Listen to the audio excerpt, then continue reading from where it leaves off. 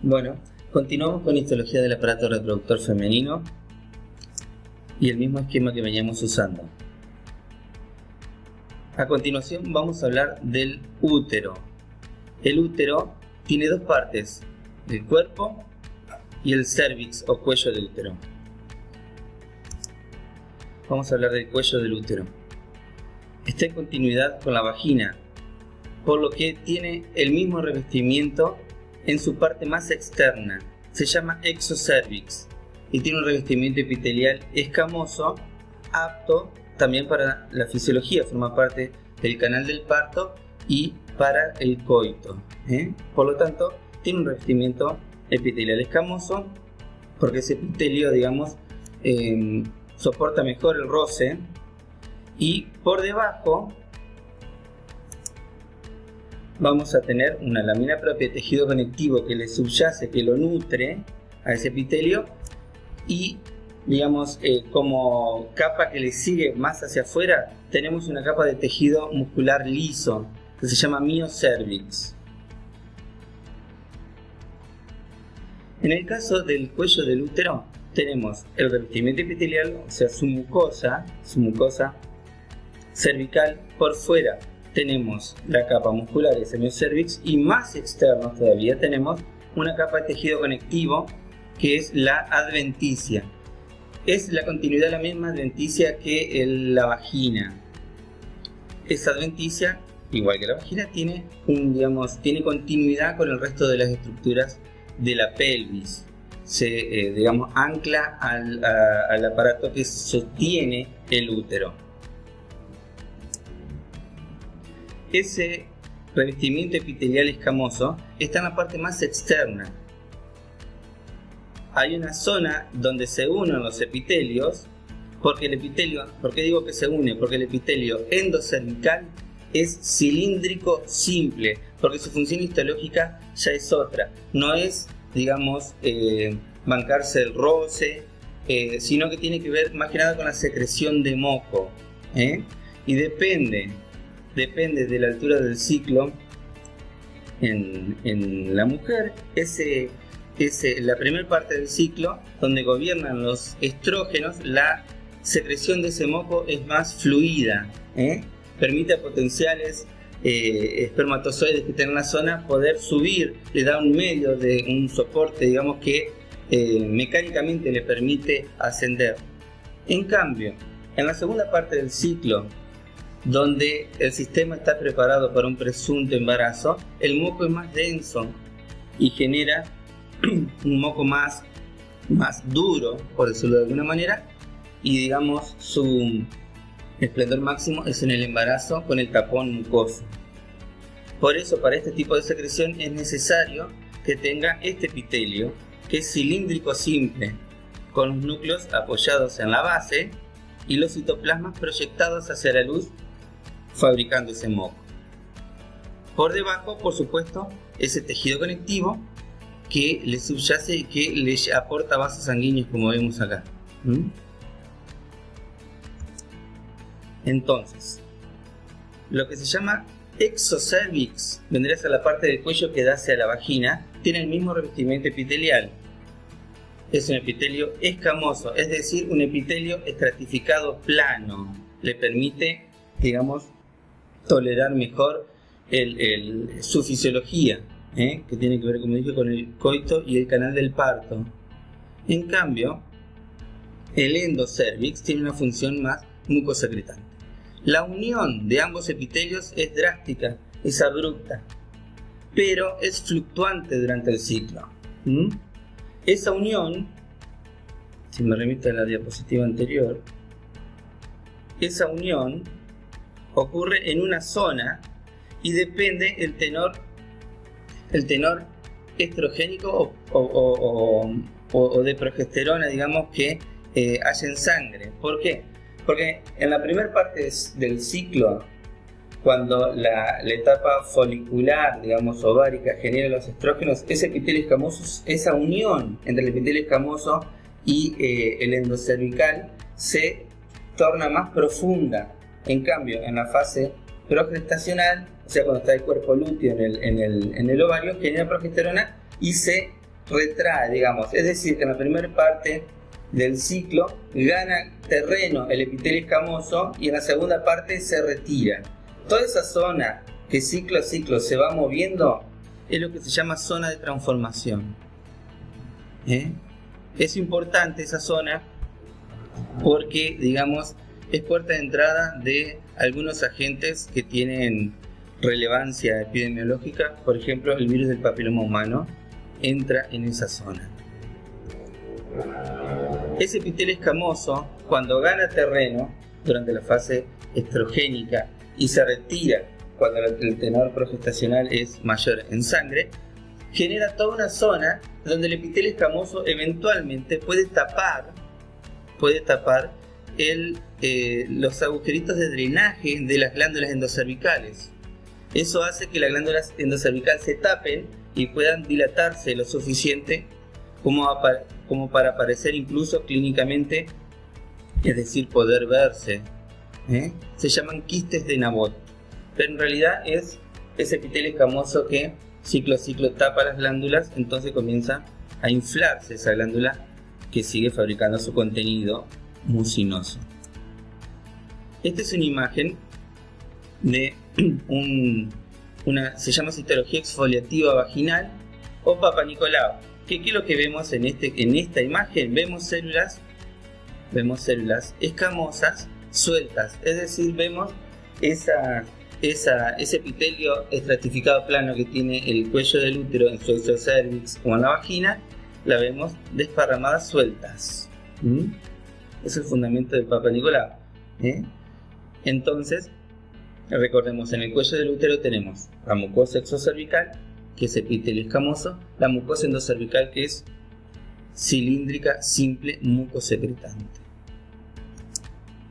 Siguiendo en profundidad, abordamos entonces el cuerpo uterino. Acá hay una particularidad, tiene 3 capas. La capa interna, como siempre, se va a llamar mucosa, y recordemos que mucosa es el epitelio y el tejido conectivo que le subyace. Esa mucosa se llama endometrio.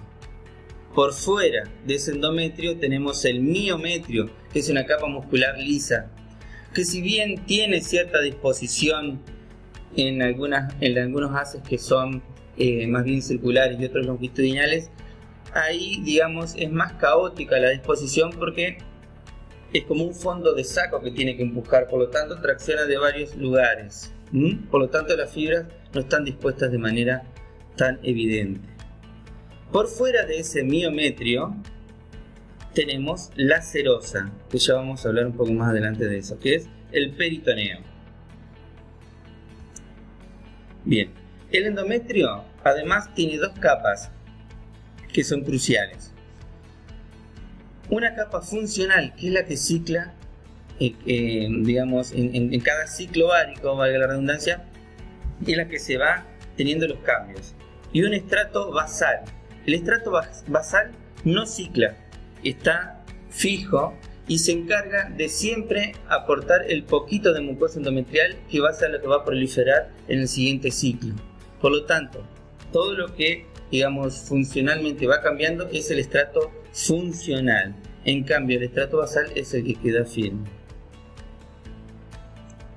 Bien, ese estrato funcional depende de la altura del ciclo en el que esté. Cuando se corresponde con la fase folicular ovárica, como aumenta el tenor estrogénico, la mucosa endometrial, su capa funcional, se dedica a crecer. Por lo tanto, tiene una proliferación activa de las glándulas que, con su epitelio, por supuesto, y también con el tejido conectivo que le subyace para nutrirlo. Por eso las glándulas tienden a ser rectilíneas. Si vemos el revestimiento epitelial de esas glándulas, nos damos cuenta que no tienen secreción, y además ese epitelio es cilíndrico simple, pero tiene los núcleos a distinta altura. Se dice que tiene cierta característica pseudoestratificada. ¿Qué quiere decir? Que parece que está estratificado, pero en realidad es una sola hilerita de células. Y tiene una actividad mitótica, esta que estoy marcando acá, son mitosis de ese epitelio porque está proliferando. Además también prolifera el tejido conectivo. Por eso que vemos estas células que están haciendo mitosis también en ese tejido conectivo, que forma parte de la mucosa endometrial. En cambio, en la fase secretora, tenemos otra cuestión. Esa glándula que ahora está, digamos, estimulada por la progesterona más que por los estrógenos, afloja, digamos, su proliferación y se dedica más que nada a tornarse tortuosa, porque, digamos, siguen creciendo sus células, pero en el mismo espacio. Entonces quedan con un formato como serrucho las glándulas, y además vemos que tienen en su interior secreción y que disponen sus citoplasmas hacia la luz. El estroma, o sea, el tejido conectivo, es edematoso, o sea, tiene mucho líquido y su vasculatura también se torna tortuosa. Por eso que tenemos las arterias espiraladas, porque se van, digamos, torciendo a medida que entramos en la fase secretora. Fíjense que acá tenemos una fase secretora que es más inicial. Tenemos la vacuola de secreción que está por debajo del núcleo. Luego va a pasar por encima del núcleo y luego va a volcar su contenido a la luz. ¿Por qué digo esto? Porque eventualmente se puede fechar la mucosa endometrial, para correlacionarla con el calendario y con el resto de las fases, a ver si se corresponde. Y en tercer lugar, la fase menstrual. La fase menstrual, cuando el cuerpo lúteo afloja su capacidad secretora de progesterona y ese endometrio queda sin esas hormonas que lo estimulan, sumado a las contracciones uterinas, hace que ciertos sectores tengan isquemia, que quiere decir que vascularmente estén más comprometidos, por lo que hay lugares que no se irrigan bien y comienza a generarse lagos de sangre y a desprenderse esa mucosa digamos, endometrial en su capa funcional. Recordemos que queda la capa basal, que al siguiente ciclo es la que va a arrancar a proliferar. Entonces tenemos fase proliferativa con mucosas, con las glándulas elongadas, la fase secretora con las glándulas bien aserruchadas, por decirlo de alguna manera, y la fase menstrual, que ya comienzan a haber lagos de sangre y comienza a esfacelarse esa mucosa. Bien, una breve reseña, digamos, respecto de la última capa. Hay una cosa importante que tenemos que tener en cuenta, es que la parte del cuerpo del útero y las trompas y los ovarios están revestidas por peritoneo.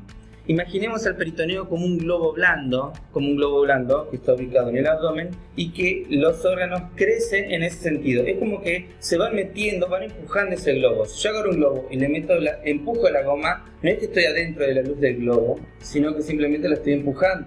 Entonces, esa goma que queda revestiendo mis dedos es la traducción de lo que sería la serosa o el peritoneo a ese nivel del aparato genital femenino. Entonces, como vemos acá, ese útero que se proyecta en la profundidad, digamos, que se proyecta hacia el peritoneo, queda revestido por esa última capa. Entonces tenemos el revestimiento epitelial, digamos, del peritoneo, que es un mesotelio, que es ese epitelio simple, plano, y un poquito de tejido conectivo que le subyace.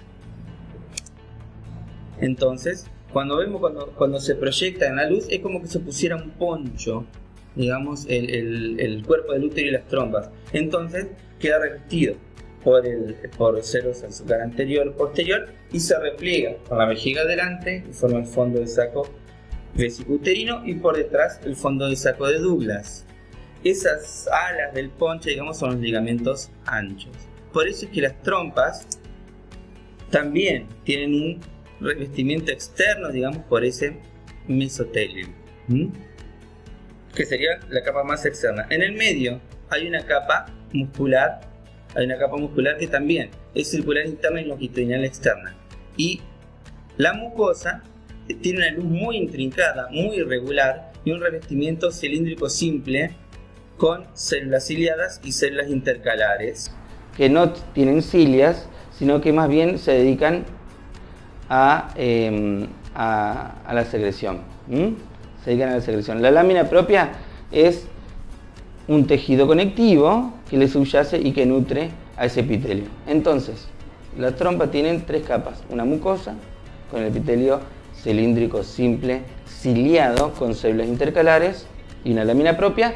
La capa muscular, que es músculo liso, circunferencial interna, longitudinal externa, y por fuera ese peritoneo, que digamos es un mesotelio, es decir, ese epitelio plano simple con un poquito de tejido conectivo.